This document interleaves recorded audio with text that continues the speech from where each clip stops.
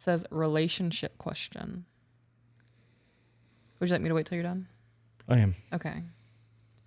Hi, Chris and Khrys. I love your content and agree with so much of what you have to say. I just have one question because I value your input and opinions, and I need to get some unbiased advice about a topic you have touched on before. In a video, you mentioned not questioning your man's final decisions. Ooh. I know where this is going. Yeah. These microphones are where it's at. Yeah. Yeah. I really wish that I would have just bought these from the get-go instead of buying the 3 other mics that I bought and just save the money. Yeah. Buy it once, guys. If you have the opportunity to buy quality, just buy the quality. Don't try to pinch pennies unless you have to. I concur with that. I didn't think the podcast was going to go anywhere. Oh, me either. So I didn't want to spend the money on all this. You know what I mean? That's why we Right. bought the cheap $100 tables that we were sitting at and spending, you know what I mean? We were buying cameras and camera gear for photography. That was a bonus use. I still haven't even upgraded the lights in here. I'm using newer equipment from Amazon. There's like, $30 that I had in a closet at the tattoo shop. I will definitely probably be cutting that out. Oh, yeah. Definitely, probably. Definitely, probably. Now I'm probably not going to because I said that stupid shit. For context, my boyfriend is 21 and I will be 20 in April. We have been living together for only a year, and I recently stopped working to finish college. I stay home, do all the chores, make dinner, do school, etc. So at 20 and 21, she's a stay-at-home? Yeah. Good for you. Right. I was just thinking that, like, you were able to stop working, finish college, maintain your household, Right. and not have to stress. She's going to college. She quit her job to go to school. Right. But she's doing that as a stay-at-home because she's not working is basically what I mean by that. Yeah. But at 20 years old and having a 21-year-old man to provide for you, He's got his shit together. Yeah. Yep. That's super dope. Good for you guys. He always has my back, provides groceries, bills, rent, etc. Although I am never afraid of him missing a payment, not having food, not being able to afford an accident of any sort, since we are so young and it's really our first time handling adult money and responsibilities, I tend to worry about some of the purchases and lack of saving. So she said that she's not afraid of not being able to afford an accident of any sort. Mm-hmm. Still wants to have a savings though. Right. Some people need that cushion for stability. Like when I have less than 20 grand in cash set aside, I don't do well mentally. Right. So people need that emergency fund. I get that. I'm confused by the phrasing because she said not being able to afford an accident of any sort. And when I think of an accident, I'm thinking of like tens of thousands of dollars. Right. But not everybody lives that life. For some people, an accident could be a simple, like, the CV joint on their car went bad and it's going to be a couple $100. Or like an ambulance trip. Right. But that's a bill. That's not I have to pay out of pocket right now. Okay. I want to own a house and be able to afford nice things. I'm going to pause you for a minute. I'm going to, my money guy, I have a money guy. Okay. A guy that does my Roth IRA and handles all my mutual funds. He literally just takes the money out of my account every month and distributes it where it needs to go. And I don't have to worry about that. I get a letter in the mail every month that shows me where my money is, whatever. The first time I met with him, he said that broke things happen to broke people. Mm-hmm. Broke problems happen to broke people. And he goes, if you have the transmission go out on your car because you are financially comfortable, it's not a big deal. You just go get a new car or get a new transmission. If you are struggling financially and your transmission goes out and it's $2,000 to replace your transmission, you are panicking because you are not in a position to just be able to take care of it. So those broke problems for people who don't really have a lot of money are affected a lot differently. So when you read that email, an accident to her may not be like an accident to us because we don't worry about those things. Right. And that's not a brag or a flex saying that like we're, big dick swinging fucking millionaires. We live comfortable because of the businesses and because of the way that I handle our finances. Right. But even when I was a single mom, an accident to me was like, if I had to pay $300 for a new tire, I'm screwed. Right. That's exactly the point. So if that's the kind of accident they're worried about, she just said that she's not worried about that kind of thing. Well, that would be an emergency. If you don't have the $300 to replace that tire and you are freaking out, that's an emergency. That's not a panic. That's not an accident. Okay. An accident is like, damn, I'm short $30 on the groceries. I guess I'm eating ramen this week. Okay, that makes sense to me. To me, that's how that sounds. If that's what she meant, that makes sense. Okay, thank you. I needed that dialogue. I appreciate you. And I could be completely incorrect. That's how I took it though. Yeah. Thank you for sharing that. I want to own a house and be able to afford nice things that don't have instant gratification, example, clothes or car upgrades. Should I leave it alone and stop mentioning saving more and let him be the sole decision maker in that department? We are very open and have great communication, but I don't want him to think I don't trust him or make him feel stupid. I would love to hear what advice you have. You? What advice you have? Or what advice I have? They just say, love to hear what advice you have. So I'm assuming both of us. I don't think that car upgrades is something that should be factored into like life experiences. And this is going to sound like, and this is going to sound kind of weird, but when I heard that, all I could think of is like, you know, you got a Honda Civic and you put a gas can exhaust on it, or like a bullshit spoiler to get, you know, plus 5 horsepower wind drag or whatever, because you know it's a joke. Anyways, right. when you have shitty cars like that and you're trying to upgrade the car to make it more presentable, Yeah. I think that's a waste of money. That's not something that I would recommend. And I'm going to give you guys a tip that I don't follow, because I have a car addiction and I own that car addiction. I go through at 2 to 3 cars a year. You're smart about it though. Sometimes I'm impulsive and my BPD gets the best of me, but not always. For people who have money, they tell you do not buy a car unless you can put down 50%. So if you're going to go and sign on the dotted line and a car is $20,000, you need $10,000 to be able to buy the car. Otherwise you can't afford it. There are people who will go and put down nothing, sign on the dotted line, roll a little bit of negative equity into a car just to get a new car. And then 3 months later go, okay, I'm tired of this now, and go, how upside down am I? Oh, you're upside down X amount of dollars. Okay, well, here's X amount of dollars. I'm no longer upside down. I'm going to go ahead and sign and get this new car. It's not smart. I waste more money every year buying cars than anything else that I do. Stop laughing at me. It's not that funny. I'm not laughing at you. I'm just like, that's a real experience I've had. Like, that's a conversation I hear. We do it a I lot. know. I can't. I'm so sorry I'm laughing. It's just, you're saying it and you're like, you're pointing at yourself and I'm like, it's true. Yeah. Like, he's not making this up. He's not just trying to relate. Like, he's saying it from experience. He knows what it's like. Right. And I will tell you that even though I lose money by flipping cars like that, I really lose money when I upgrade them. Yeah. The Toyota 4Runner that I had that I put like $30,000 into and kept it for less than 6 months, lost all of that. Yeah. Because they don't give you your money on the upgrades. The only time I've ever upgraded a vehicle and not lost my ass was on the Jeep. It was insane with what they came back with. Yeah, it was. Because everybody else was $20,000 less than what they were offering. I think Audi was like 30,000 less. Yeah, they were. Audi does not want to give you shit for your vehicles. Yeah. And it sucks because Audi is my favorite car. They do have nice cars. But I have never owned a Mercedes. That's my unicorn. I'm about to say that's your dream car. One of your dream cars. No, it is my dream car. And I can't even tell you the total cost. I can tell you that I designed the vehicle on the Mercedes website and it was like $250,000. And everybody's like, you know that if you just stopped buying cars for 2 years and saved the money for a down payment, you could do that. And I'm like, bro, I don't think you understand what an addiction is. Yes, it's logical, but you just don't understand. Right. Yep. You know, I love it when you tell that story about your Mercedes. Why? Because I would never sit down at a computer and play with the car to get my exact features. I'm not interested in that thing. It drives me somewhere. Right. Like, I'm not into cars like that. I love that you are. Why? It makes me happy. You tell me something that makes you happy and you have this goal to get to it. And one day you are going to get to that point. Right. Well, you know why I did that? Because I know the color of the car. Right. I know the color of the interior. I know the rims I want. I know the color of the brake calipers. I know all of it. So when I visualize my future, I'm driving that Mercedes. And when I buy that Mercedes, it will be my car that I've dreamt about for all these years. And I could have had that car probably 5 years ago. Realistically, I could have. I know I could have. Yeah. Yes.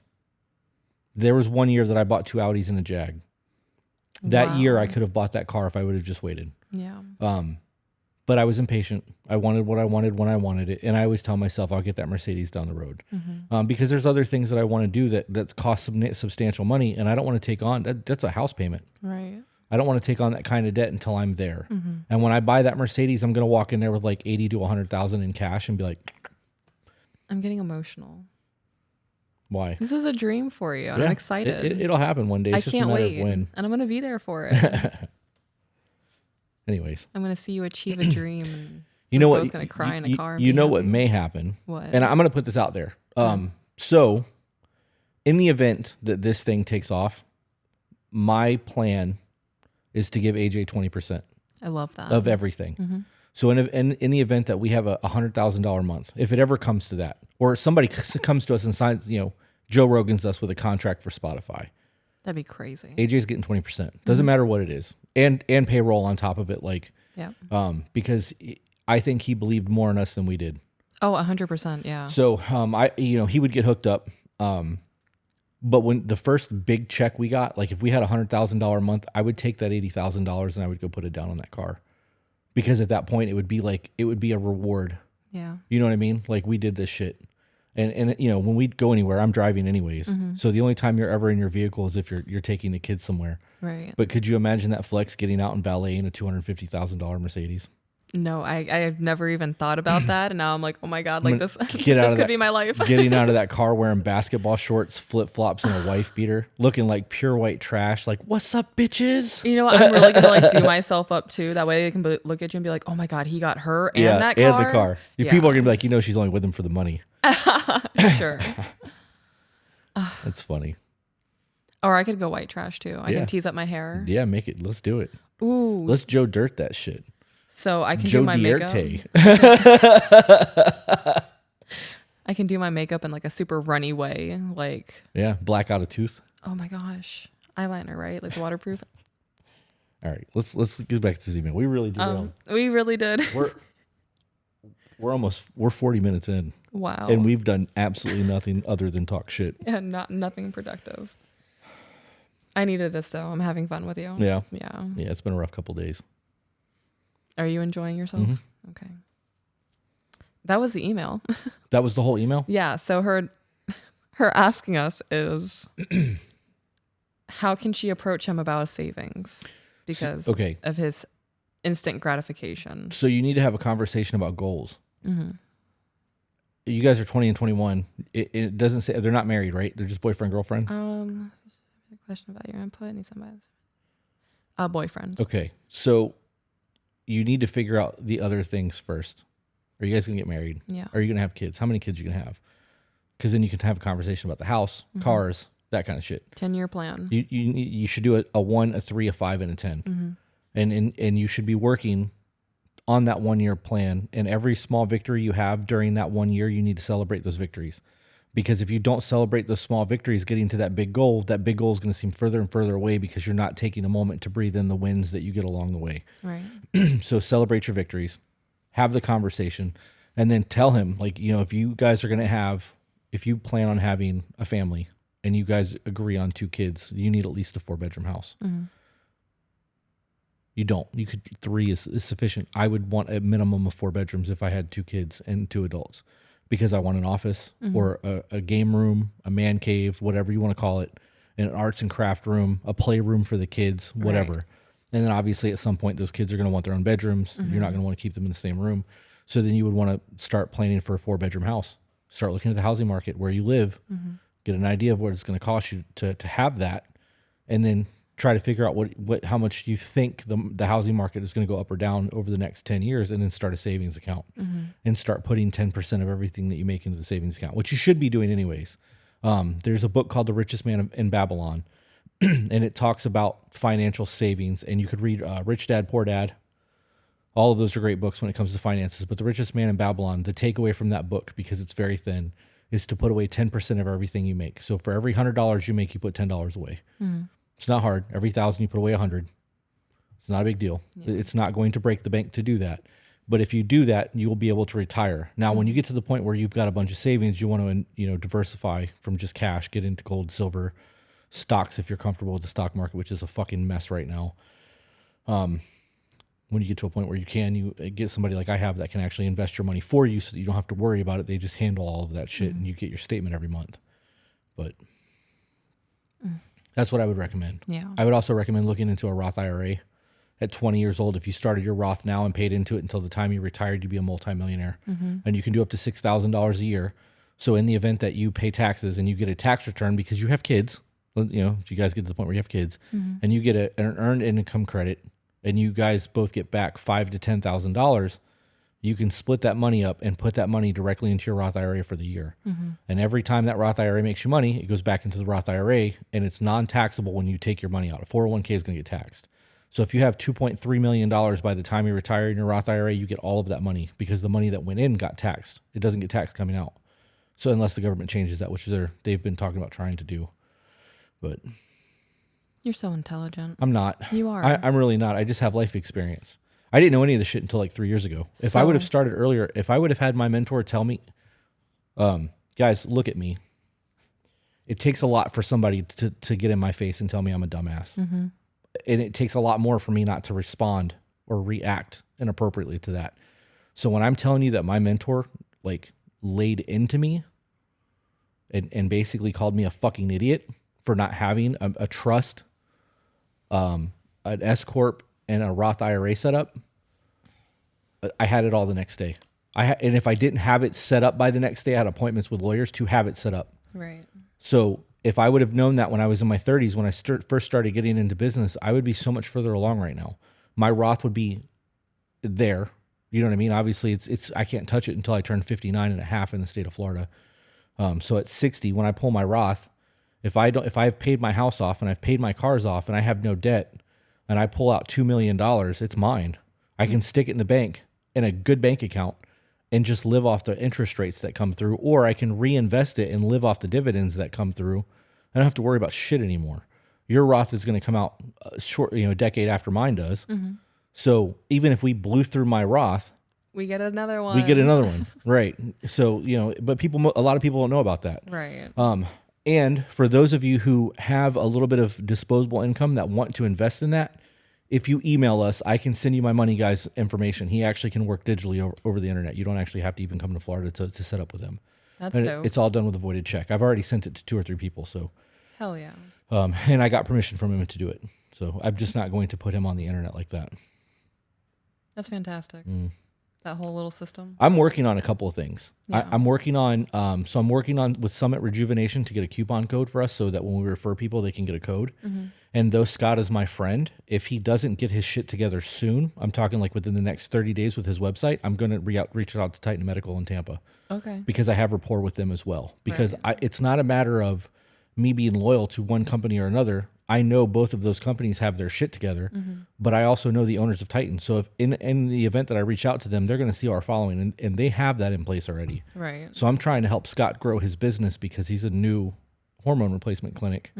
But Titan's already established. So it would be better for me to help Scott than it would be for me to help Therese, but it'll be what it is. Okay. That was not really relevant to anything. No. But I do want to help other people grow their businesses and shit. And if people can give us a coupon code for things that our listeners can actually utilize, even if I don't get a kickback, I don't give a shit. If I can get them a discount, it's worth it, And I know for a fact Titan does that because I have a similar thing without a coupon code now with the people that I work with. So I'm going to ask you for a definition of something. Okay. How would you define life experience? What is that? What do you... Lived experience. Yeah. Yep. I don't think that, I think that you have to go through something to have a life experience. You can't just witness it. Right. You have to really experience the hardships and the stress and the success and the victories. Otherwise, it's a witnessed experience. It's not the same thing. It's like watching a movie. Right. You can watch TV and be like, fuck yeah, when dude's winning. It's not the same. You don't get to, it's different when you experience your victories than when you witness somebody else experience their victories.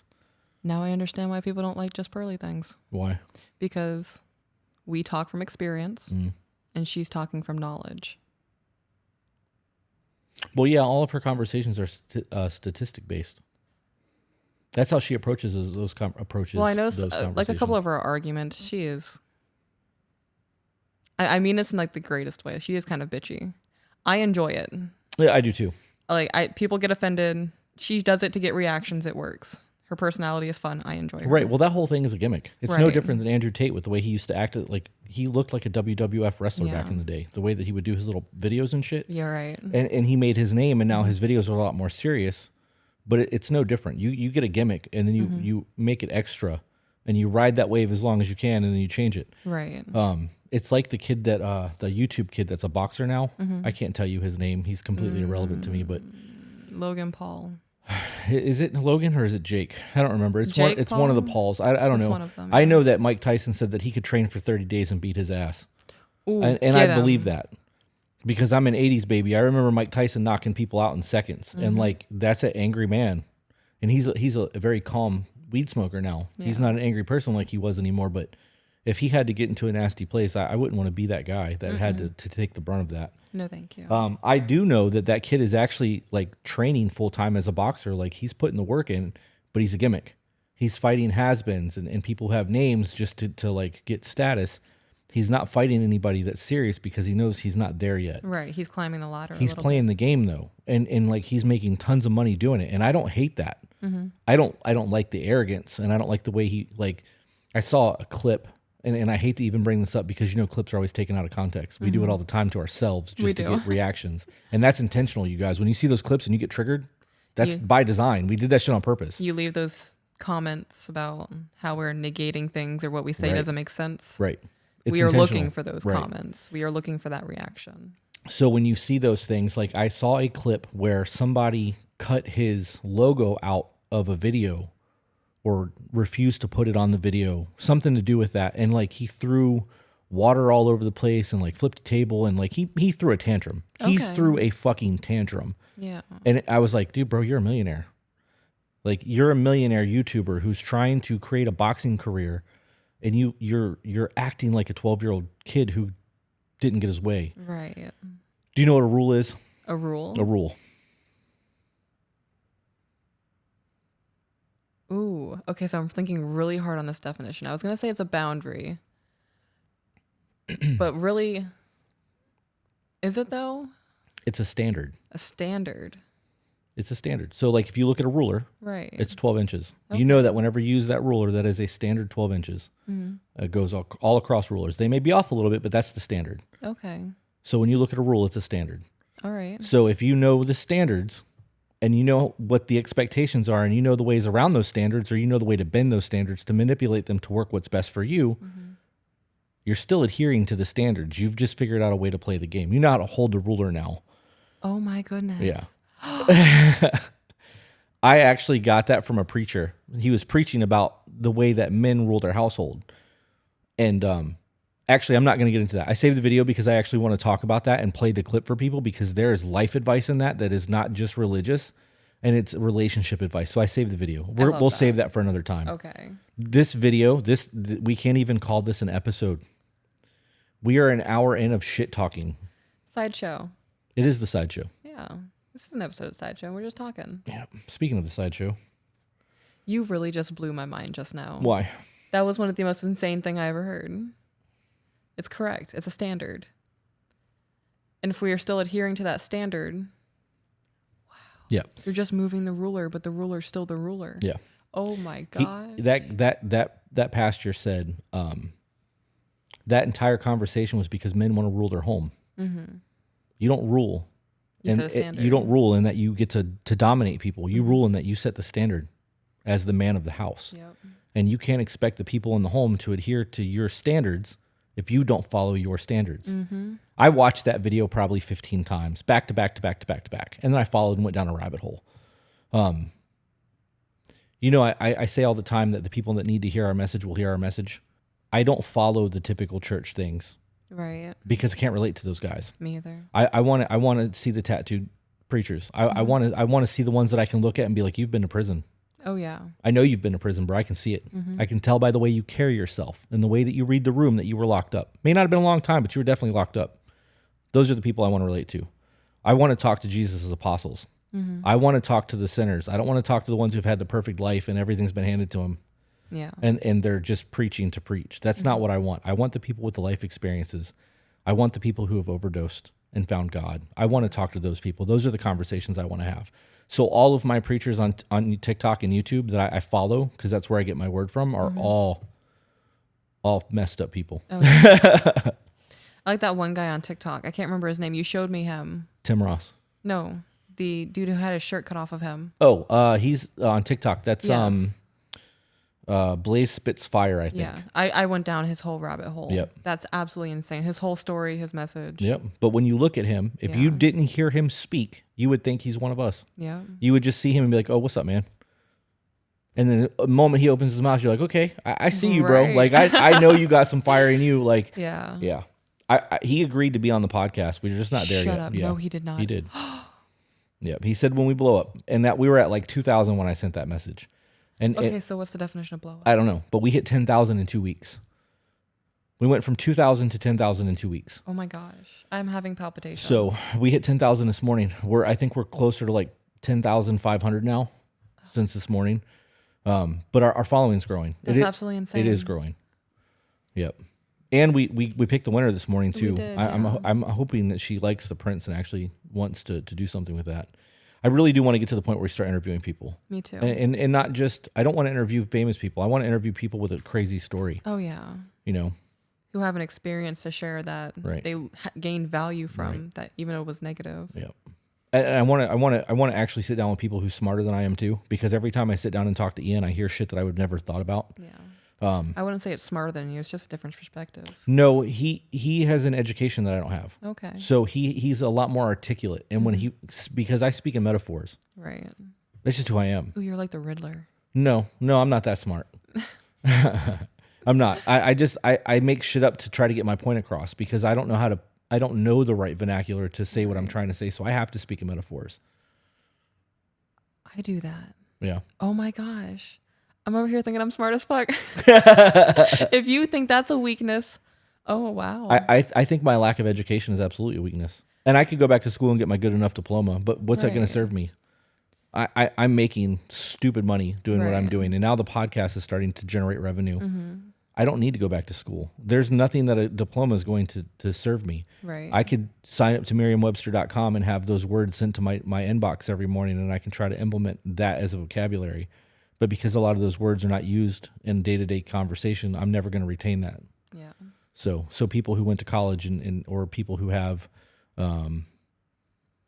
more schooling where they've actually had to have conversations and use Yeah. words that I've never heard before. Book That's why knowledge. that's why I like Jordan Peterson so much. I have to pause this shit and Google stuff to see what the fuck he's talking about because I can't keep up. Yeah.